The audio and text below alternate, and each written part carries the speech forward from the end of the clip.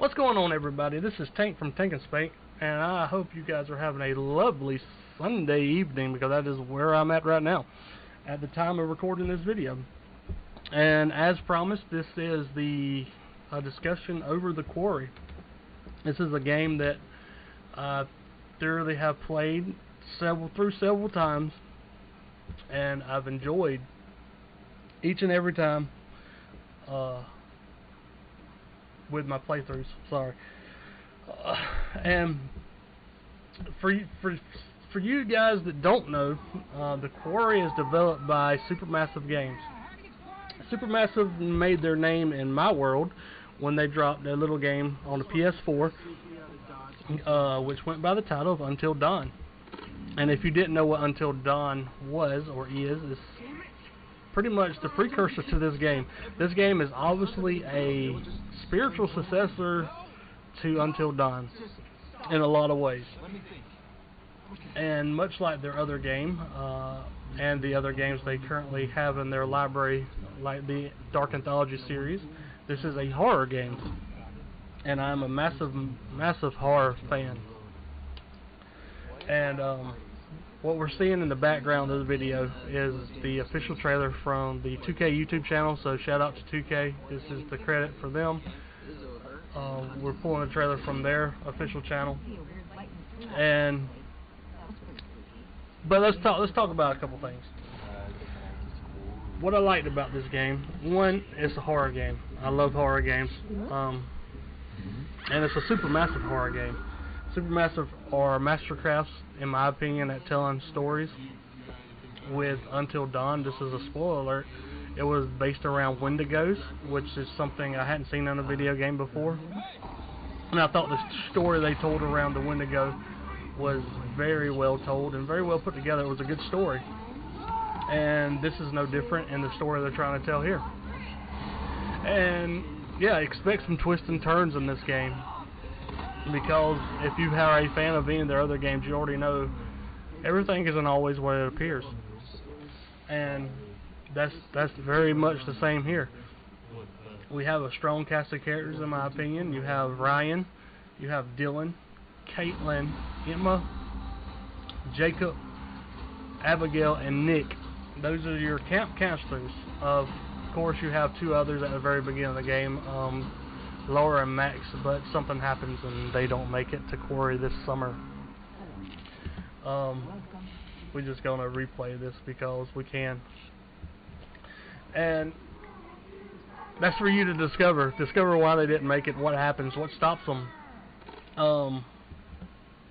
This game really reminds me of those old school kind of slasher movies, really Friday the 13th in a lot of ways, because you are on this lake.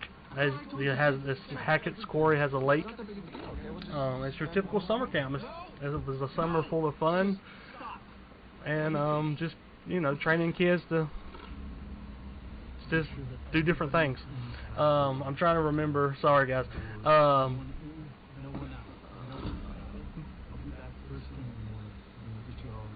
Yeah, sorry. My phone went off. That's cut that out. Edit that out. No, we won't edit that out. But anyway, I told these guys to leave me alone. I'm busy right now. Apologies. Anyway, yeah, it's, you know, it was a typical summer camp, and summer come to an end, and it was time to leave. And for some reason, our counselors here were unable to leave again. The way in which this plays out to me is it's kind of dumb. I will give it that. I didn't care for the motivations and why it played out. I mean, it made the reason. I don't want to give any spoilers. Just know I didn't like how the reasoning behind why they were stuck here for one more night. But it worked, and it worked in the end. But I feel like it could have been better. Obviously, the game is beautifully rendered. I bought the Series X version, which was $79, which 2K, that's shame on you. I understand that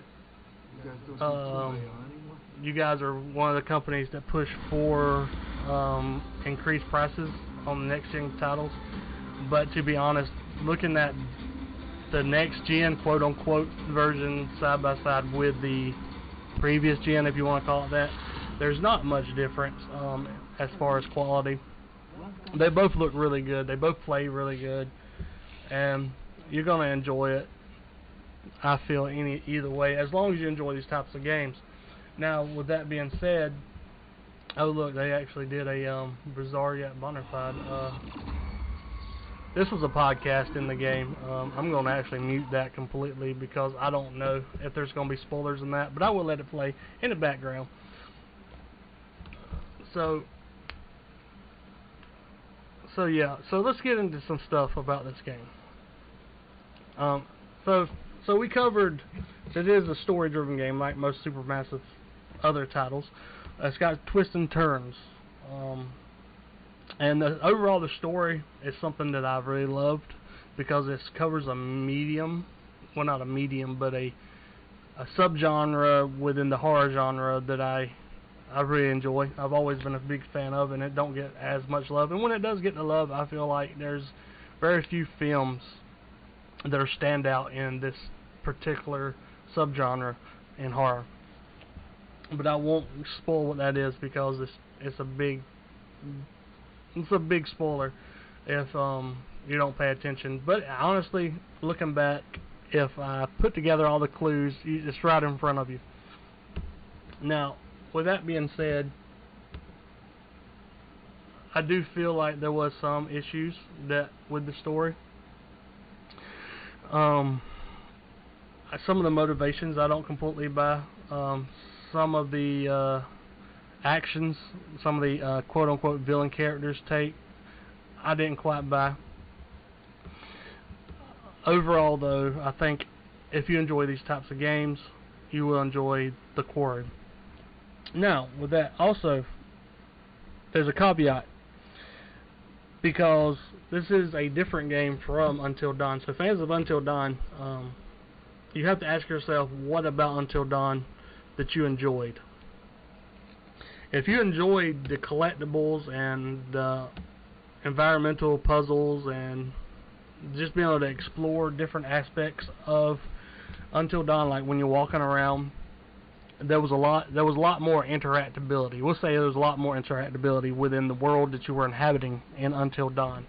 Now, that's not to say there's not collectibles, there's not many puzzles for you to solve in the Quarry. Just know going in, if were a big fan of that stuff in Until Dawn, then in the Quarry, a lot of that was scaled back tremendously. Like there's evidence to collect, there's clues to collect, there are tarot cards, which is like your death totems from Until Dawn, but they work in a little bit different manner. They did do something a little different. It's still fundamentally the same, but the payoff is a little different. How you execute each of the tarot cards, because I don't know if you want to know, but they're not instant use. They're not instant use when you find them. It's not really a spoiler, but when you find the tarot cards, you collect them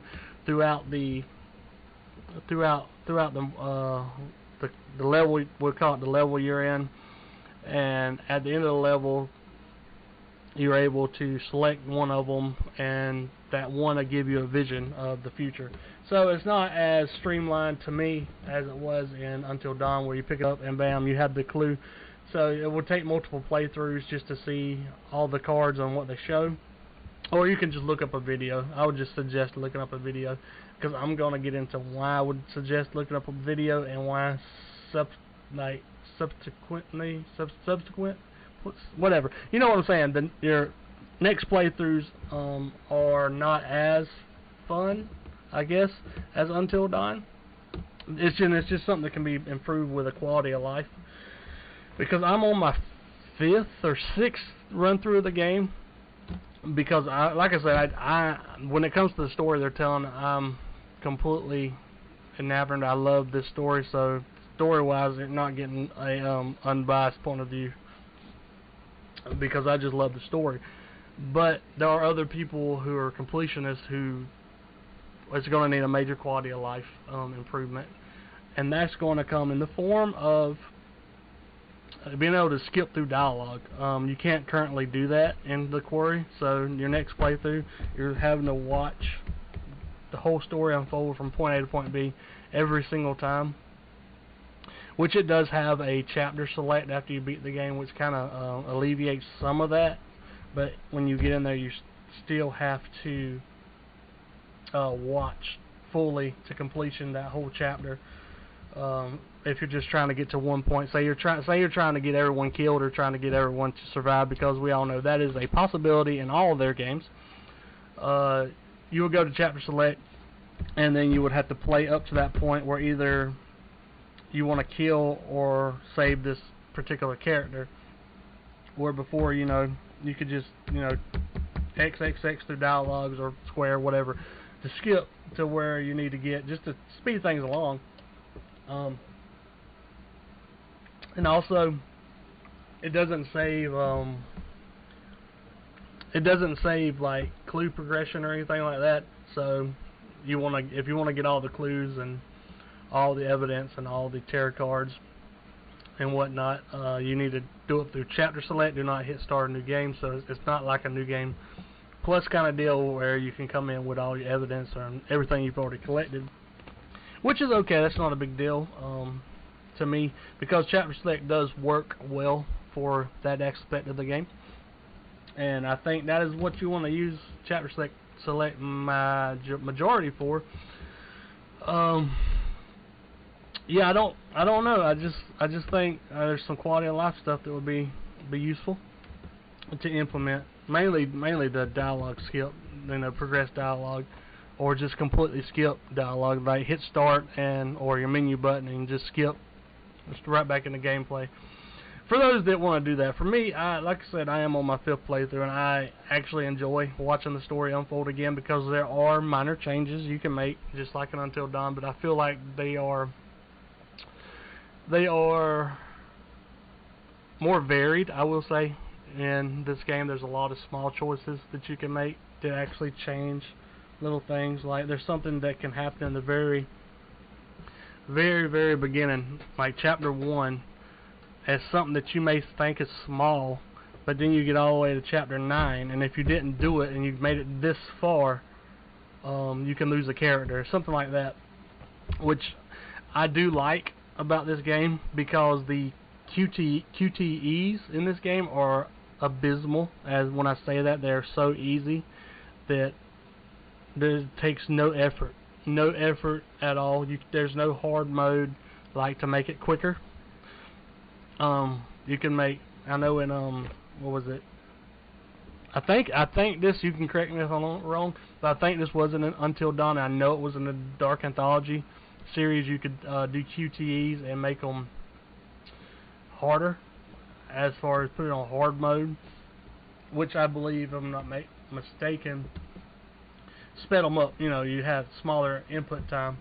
I think this is another prologue gameplay official. Yeah, we'll just let that play. This is the opening of the game, which is it's not nothing major by this point. It's just you are introduced to Laura and Max, but we're not going to get all the way through it. We're just going to let this play through. I will unmute it. I don't know how it's going to pick up. I actually know, because there are licensed songs in this, and now, even though I'm not a YouTube partner yet, I do not want a copyright strike on my video. But speaking of which, this is another aspect I do want to talk about, and I'm glad I did that. There's a streamer mode, so if you're going to stream this game, or, you know, do a let's play of this game, highly recommend streamer mode. This game has a lot of licensed tracks. I would advise playing through the game with the licensed tracks at some point, because they are really good. They add to the game, in my opinion.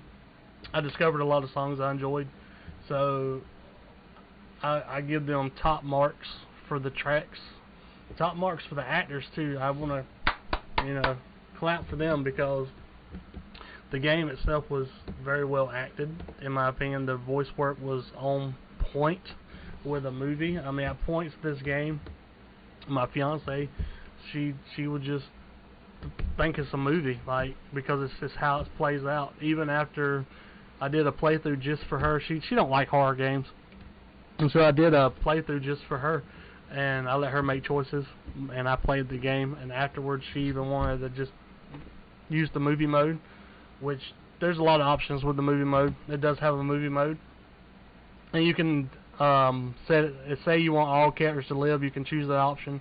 If you want all characters to die, you can choose that option. And then there's a director's chair that you have access to, and I think the music's over, so we'll unpause it. So the director's chair lets you choose different variables for each character and how you want them to react in certain situations, which can create fresh playthroughs every go through with a movie mode. So if you get bored and you just want to throw something on, I think it works well for that aspect too. There was times when I was just laying in bed about to go to bed and I started the movie mode just to have it playing, because it works really well as a movie. I think it's the story that they told is it's a good story. It could have been a movie.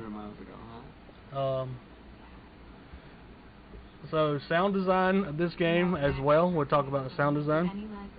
It's creepy. When it needs to be creepy, it's eerie.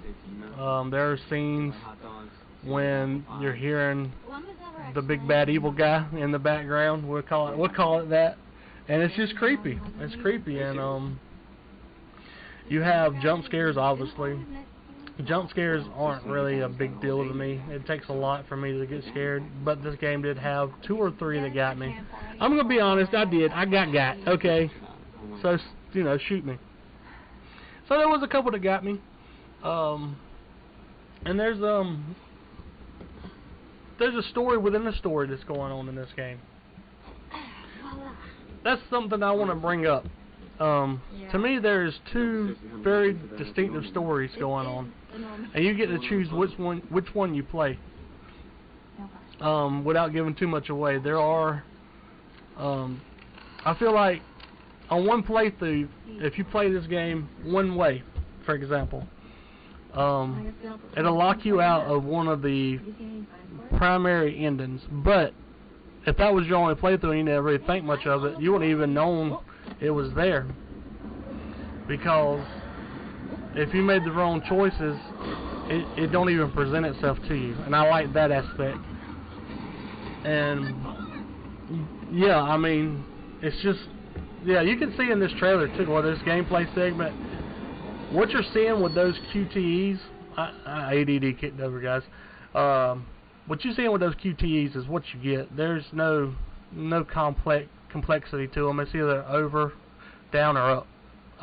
With the exception of the hold your breath mechanic, which we had that since Until Dawn. They do it a little differently here, but it's fundamentally the same thing. So it still works the same. It's just the UI is different. Let's call it that. We'll say that, because you have, in Until Dawn, you had the Wendigo would be on your face, and you would be having to hit the button. That's boom, boom, boom, boom, boom, boom, like the heartbeat monitor. Or this, you just hold the button in, and you get a on-screen prompt where like the bad guy is like moving around your screen, so you see it highlighted with red. And whenever it disappears, you're allegedly safe, and you can let go of the button, and your character will move on. So the QTEs are very abysmal, as we said. But yeah, I mean, we covered, sound sounds good. The sound design is real good.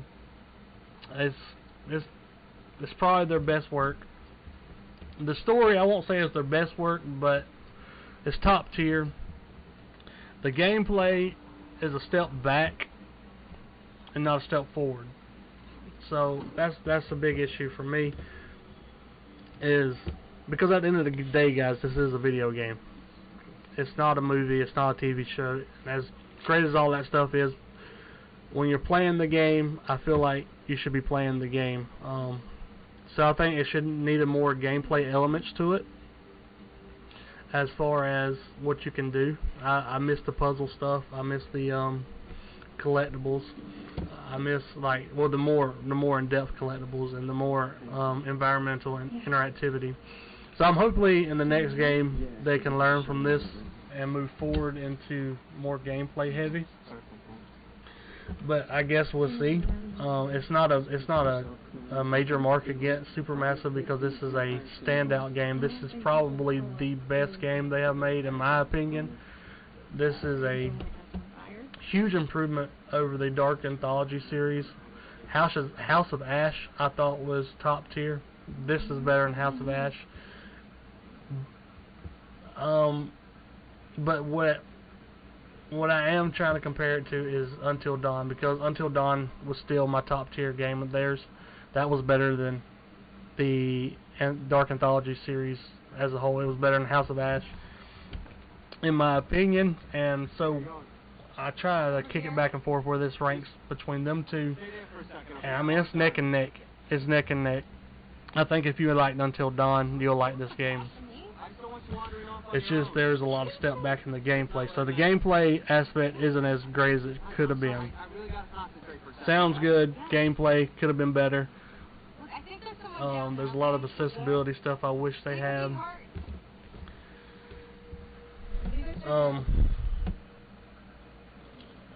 As far as anything else, though, guys, like, I recommend it. I do recommend this game. I will recommend it. I will not recommend the $79 edition of this game. The next gen version, do not recommend. I am not a big proponent of going up the additional price tag just because games aren't as expensive aren't as expensive to make today as they were 10 years ago, because a lot of the stuff is pre-built in the engines. These guys aren't building brand new engines. They aren't doing anything that's not in a library already. Now, this game in particular, yeah, they did hire bigger name actors that could balloon the cost a little bit. Did we need these actors for this? No, I don't think so. A lot of them were underutilized. Like Lance Hendrickson, Lance Hendrickson was underutilized. David Arquette was underutilized. So those big names right there. What's her name? I can't think of her name. I'm sorry, guys. I'm drawing a blank. She was in The Conjuring. But you know the old lady. I'm sorry, ma'am. The old lady that we all know her face. She was underutilized. But the counselors did great. And I even made the comment when I seen the guy that plays Ryan in Jurassic World Dominion. Me and my fiance went and seen. I was like, hey, we just got him killed, and it was accidental, guys. I did get him killed one time in my first playthrough. I'm sad about that. Not gonna lie. But they were fine. But there's not enough in this game to justify the $10 price jump for next gen. But it's 2K. 2K is gonna do what 2K is gonna do. And I'm the type of person that will up the $10 because it's just $10. And if I really want to play the game, I will pay the extra $10. But I'm getting real picky with my games now, especially when they that extra $10. Like, for example, I don't want to get off on too much of a tangent on this. This will be a discussion video later. But example, I bought Horizon Forbidden West, and it wasn't worth the additional $10. I haven't even beat it yet. But I may get around to it. So just be aware when you're going out and buying these upcharged next gen version of the game. I wouldn't do it willy-nilly because it sends the wrong message to these publishers. Now, if it's something you just want to support the game and support the developer, then by all means go do it. You're all grown-ups. You know how to manage your money. Me personally, I wouldn't have done it for this game. I only did it because I didn't pay full price for it. I used a lot of my rewards points on Xbox, I'll be honest. So it's not like I paid the $80 for it anyway. Thank you, Microsoft, for having that feature with my Ear Rewards points, because you have got me a lot of free games. But anyway, guys, that's beside the point. I think Supermassive do deserve a lot of praise for this game. There's a lot that I'm looking forward to them improving, hopefully with accessibility. As far as, I say accessibility because I think that would be an option in the accessibility option, just to enable you to skip past like this. You'll be able to hit start and skip this and just get back into it if you just want those collectibles. Overall, guys, this went on a little too long. I had some ramblings, and that's fine because this is an informal review, because that's what all my reviews are going to be, let's be honest. Well, I'm just going to talk to you guys about the game that I played, and then I'm going to let my brain go from there, because that's just who I am. If you don't like it, don't watch. It's fine. I still love you guys. So let's just boil this down to, wow. If you miss, see, this is what I'm talking about, ADD. If you miss this, you have to miss this stuff intentionally to sell it, unless your controller just breaks down on your dies. Oh, one more thing. Goodness, I almost forgot. There's one aspect of this game that I do like. Yes, your characters can die by missing these QTEs. 100% can happen. But what I do like, Supermassive, thank you for this.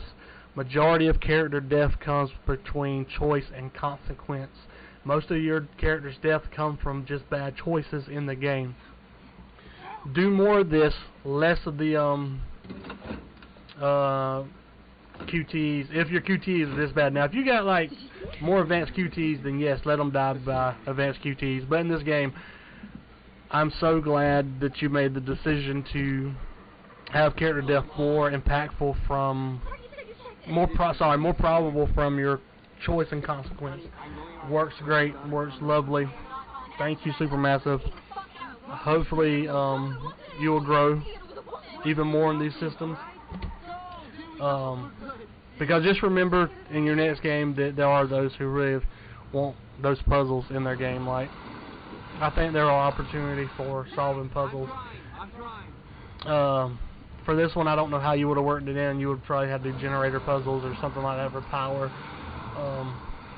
Other than like, okay, this is an example that you could have had a small puzzle. You go to a scrap yard.